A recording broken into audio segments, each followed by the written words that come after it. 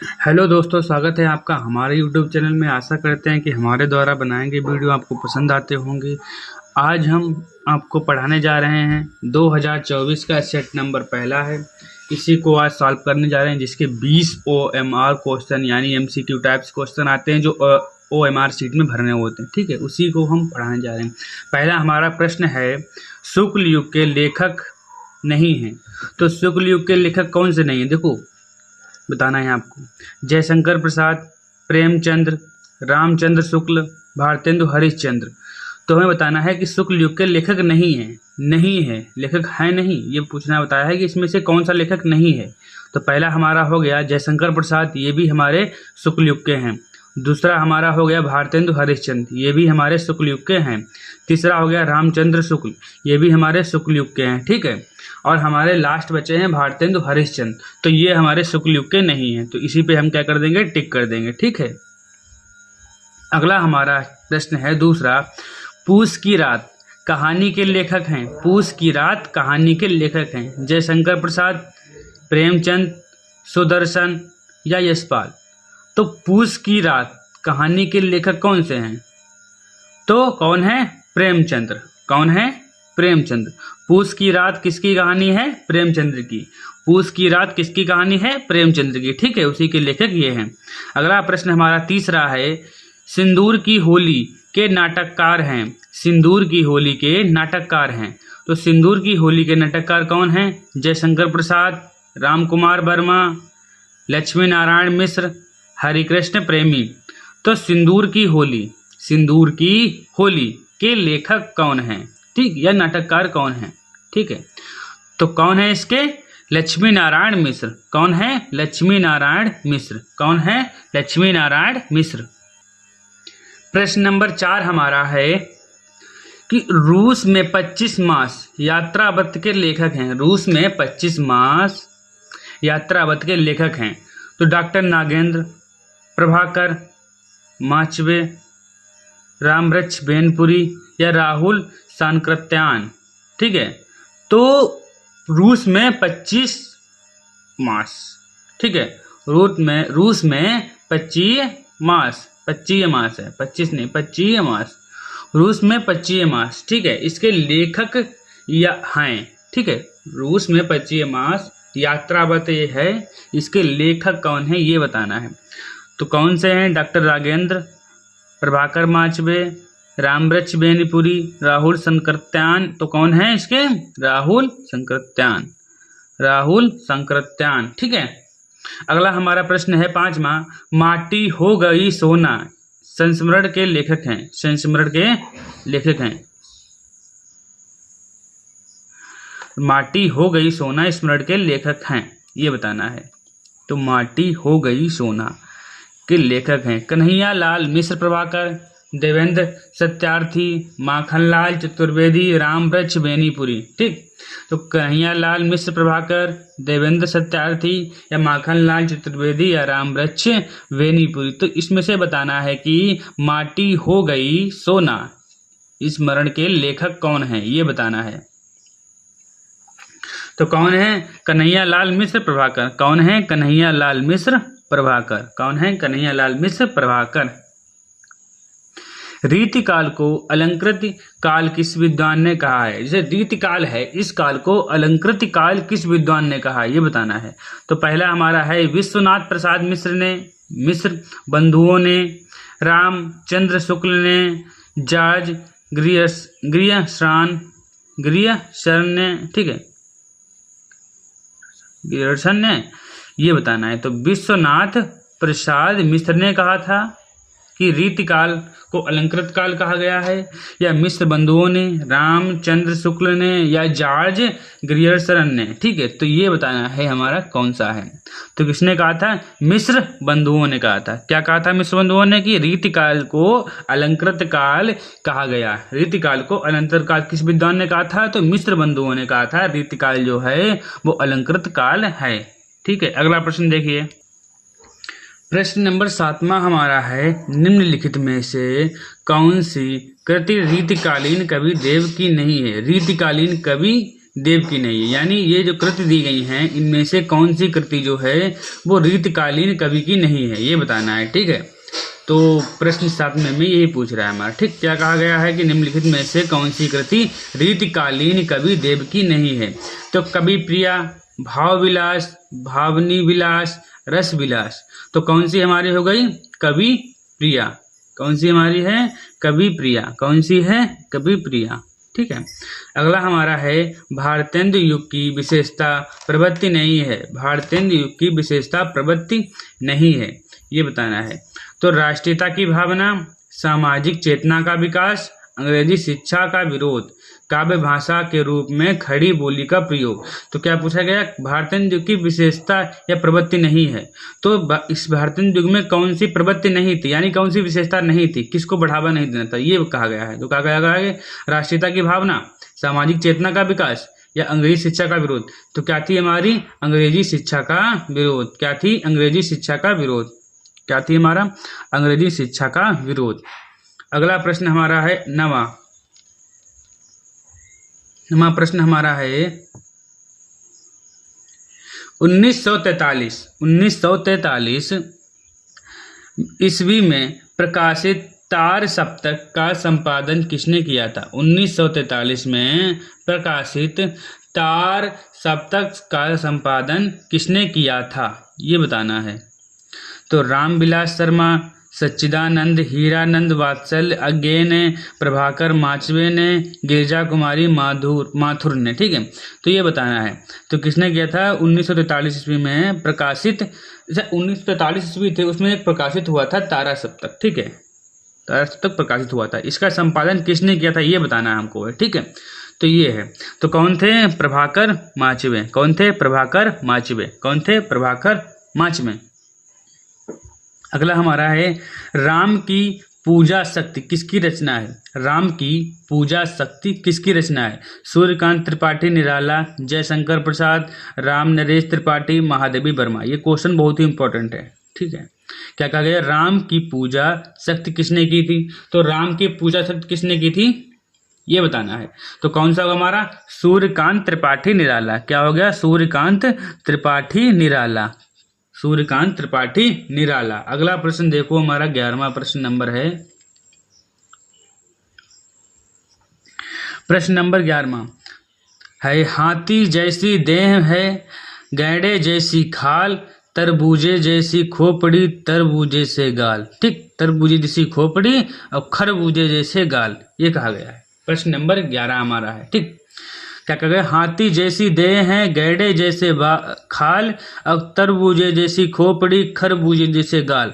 तो उपयुक्त पंक्ति में कौन सा रस आया है, इसमें रस बताना है। रस कौन सा प्रयुक्त हुआ है? तो वीर रस है, ठीक, करुण रस है, श्रृंगार रस है, हास्य रस है। देखो हास्य रस की विशेषता आपको पता होगी क्या होती है कि जिसे पढ़ने के बाद हमें हंसी आए, यानी हंसी आ जाए। हंसी आ जाए मतलब हंसी का अनुभव हो जाए, जिससे लगना है कि हाँ इसमें हंसी आने लगी। ठीक है, तो उससे क्या कहते हैं? हास्य रस कहते हैं। ठीक है, और वीर रस में वीरता की प्रधानता होती है, करुण में किसकी होती है? करुण मतलब शोक की प्रधानता होती है, श्रृंगार में श्रृंगार की प्रधानता होती है। ठीक है, तो इसमें क्या कहेगा? हाथी जैसी देह है, गैंडे जैसी खाल, तरबूजे जैसी खोपड़ी, खरबूजे जैसे गाल। तो ये खरबूजे जैसे गाल, ये हाथी जैसी खोपड़ी, तो इसे पढ़ने के बाद तो हंसी आपस में ही आ रही, तो इसमें कुछ कहने की जरूरत ही नहीं है, डायरेक्ट हमने क्या कर दिया? हास्य रस। ठीक है, तो इसमें श्रृंगार रस, करुण रस, वीर रस आएगा नहीं, हास्य रस। क्या हो गया हमारा? हास्य रस। अगला प्रश्न देखो हमारा क्या है। प्रश्न नंबर 12 है कि उस काल मारे क्रोध के तन कांपने उनका लगा, मानो हवा के वेग से सोता हुआ सागर जगा। ठीक, तो ये बताना है।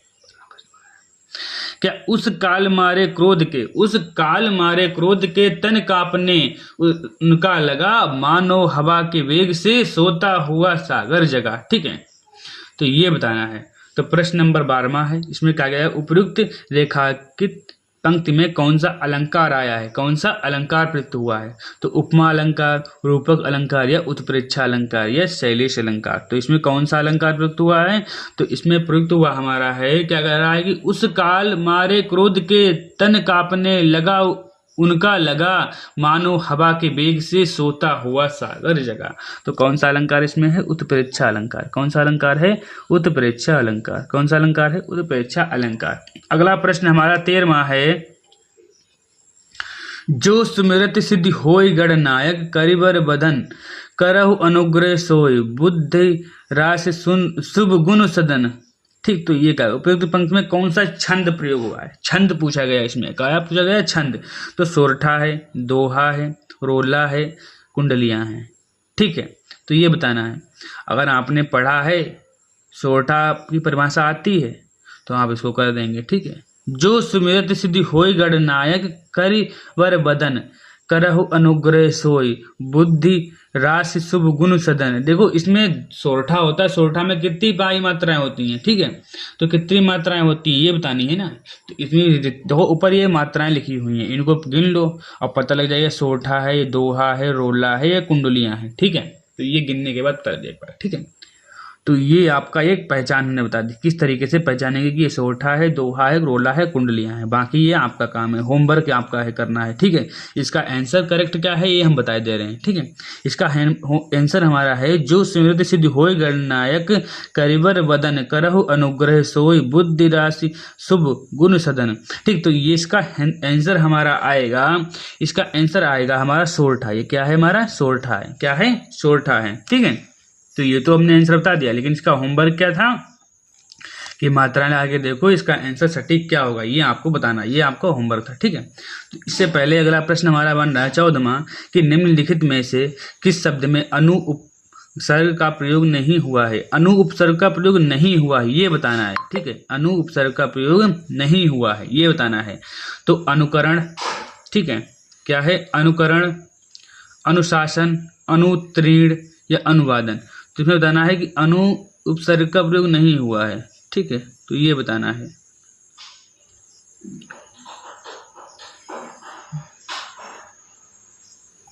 अनुकरण, अनुशासन, अनुत्तीर्ण, अनुवाद। ठीक है, तो अनुकरण, अनुशासन, अनुत्तीर्ण। तो अनुत्तीर्ण। ठीक है, देखो सब में अनुशासन अलग हो रहा है, अनुकरण भी अलग हो रहा है, अनुवाद भी अलग हो रहा है। ठीक है, लेकिन इसमें अनुत्तीर्ण ता है ना, तो यही रहेगा। क्या हमारा आ गया? ये वाला। कौन सा? तीसरा। निम्नलिखित में से किस शब्द में अनु उपसर्ग का प्रयोग नहीं हुआ? तो अनुत्तीर्ण में, क्योंकि देखो अनुकरण तो अनु प्लस करण, अनुशासन अनु प्लस शासन, अनुवाद अनु प्लस वाद हो जाएगा, लेकिन अनु प्लस उत्तीर्ण नहीं हो पाएगी। इसमें ता आधा बना है ना, तो इसमें ये भी दिक्कत करेगा ना, तो इसलिए ये एक से मिलके बना है, तो इसीलिए अगले वाले से मिलके बनेगा। ठीक है, इसलिए प्रश्न नंबर 5वां हमारा 15वां है, नीलकंठ समस्त पद में प्रयुक्त समास कौन सा है? नीलकंठ समस्त पद में प्रयुक्त समास कौन सा? अगला प्रश्न हमारा है 15वां कि नीलकंठ समस्त पद में प्रयुक्त समास कौन सा है? नीलकंठ समस्त पद में प्रयुक्त समास है। ठीक है, बताना है। तो कौन सा? द्वंद्व, द्वंद, ठीक, बहुब्रीहि, द्विगुण, अव्ययी भाव। ठीक, 15 में बताना है। तो कौन सा समास इसमें है? बहुब्रीहि। कौन सा है? बहुब्रीहि। बहुब्रीहि कौन समास है? बहुब्रीहि समास। 16वां प्रश्न हमारा है, बादल का पर्यायवाची शब्द नहीं है। बादल का पर्यायवाची शब्द नहीं है। बादल का पर्यायवाची शब्द नहीं है। नीरद, अम्बुद, जलद, जलज। तो जलज हमारा किसका होता है? जलद। ये भी हमारा जलज भी हो गया, बादल का ही। जलद भी बादल का हो गया। अम्बुद और नीरद, नीरद भी हमारा किसका हो गया? बादल का हो गया। ठीक है, तो 16वें नंबर कौन सा बचा है हमारा? अम्बुद माने भी बादल होता है, लेकिन जलज माने नहीं बादल होता है। ठीक है, जलज माने जल का हो गया, जल का होता है जलज। ठीक, पंकज, नीरज। ठीक है, तो ये 16वें का हमारा कौन सा जाएगा? डी वाला, जलज। क्या हो गया? जलज। बादल का पर्यायवाची शब्द नहीं है ये बताना था, तो क्या है? जलज नहीं है। ठीक है, जलज हमारा किसका होता है? जल का। 17वां हमारा प्रश्न है, युष्मद या तुम। युष्मद या तुम सर्वनाम शब्द का तृतीय एक वचन रूप है। युवाम, त्वा, त्वतुभ्यम। ठीक, युवाम, त्वा, त्वतुभ्यम। तो इसमें बताना है कि तृतीय एक वचन रूप बताया। युष्माद, तुम सर्वनाम शब्द का तृतीय एकवचन रूप है। युवाम, तोवा, त्वत, तुभ्यम। ठीक, तो ये बताना है। तो क्या हो गया? तोवा, तो आधा हुआ या तोया। ठीक है, ये हो गया हमारा 17वां। अब अगला प्रश्न देखो। 18वां प्रश्न कह रहा है हमारा कि आंधी आई और हम घर भागने लगे। आंधी आई और हम घर भागने लगे। रचना के आधार पर इस वाक्य का प्रयोग है। रचना के आधार पर इस वाक्य का प्रयोग किसमें है? तो आंधी आई और हम भागने लगे, रचना के आधार पर इस वाक्य का प्रयोग है। सरल वाक्य है, मिश्र वाक्य है, संयुक्त वाक्य है, इनमें से कोई नहीं। तो कौन सा वाक्य हमारा है? संयुक्त वाक्य। कौन सा है? संयुक्त वाक्य। अगला प्रश्न हमारा है, महात्मा बुद्ध ने विश्व की शांति, विश्व को शांति का संदेश दिया। महात्मा गांधी ने विश्व को शांति का संदेश दिया। इस वाक्य का वाच्य बताइए। इस वाक्य क्या क्या बताना है हमको? वाच्य बताना है। वाच्य क्या होगा? ठीक है, कृत्यवाच्य, कर्मवाच्य, भाववाच्य या इनमें से कोई नहीं। तो महात्मा बुद्ध ने विश्व को शांति का संदेश दिया। इस वाक्य का वाच्य बताइए। तो क्या वाच्य होगा हमारा? भाववाच्य। क्या होगा? भाव। इसमें क्या निकल रहा है? भाव निकल रहा है, तो भाववाच्य होगा हमारा। अगला हमारा प्रश्न 20वां है, वह अचानक चला गया। वाक्य में प्रयुक्त अचानक पद का व्याकरणिक परिचय क्या है? व्याकरणिक परिचय क्या है? अचानक चला गया, इसका व्याकरणिक परिचय क्या है? संज्ञा। संज्ञा तो है नहीं। संज्ञा है, संज्ञा हमारा वह हो गई। ठीक, सर्वनाम भी नहीं है। क्रिया विशेषण क्रिया, तो क्या हमारा हो गया? ये क्रिया विशेषण। क्या हो गया हमारा? क्रिया विशेषण। क्या? वह अचानक चला गया। वाक्य में प्रयुक्त अचानक पद का व्याकरणिक परिचय क्या है? क्रिया विशेषण। क्या है? क्रिया विशेषण। आज के 20 प्रश्न हमने समाप्त किए हैं। आशा करते हैं कि ये प्रश्न आपको अच्छी तरीके से समझ में आए होंगे और इनको आप पढ़ेंगे। जो आपके यूपी बोर्ड एग्ज़ाम 2024 और 25, ठीक है, जो 2025, 24 तो हो गया है, 25 जो आ रहा है, इसमें आपको बहुत ही इम्पोर्टेंट साबित होंगे। ये प्रश्न आपको कहीं ना कहीं पेपर में देखने को जरूर मिल जाएंगे। ठीक है, ये बहुत ही इम्पोर्टेंट क्वेश्चन है, इनको आप ध्यान से पढ़िए। आपके पेपर में समझो ये रखे ही हुए हैं। ठीक है, धन्यवाद।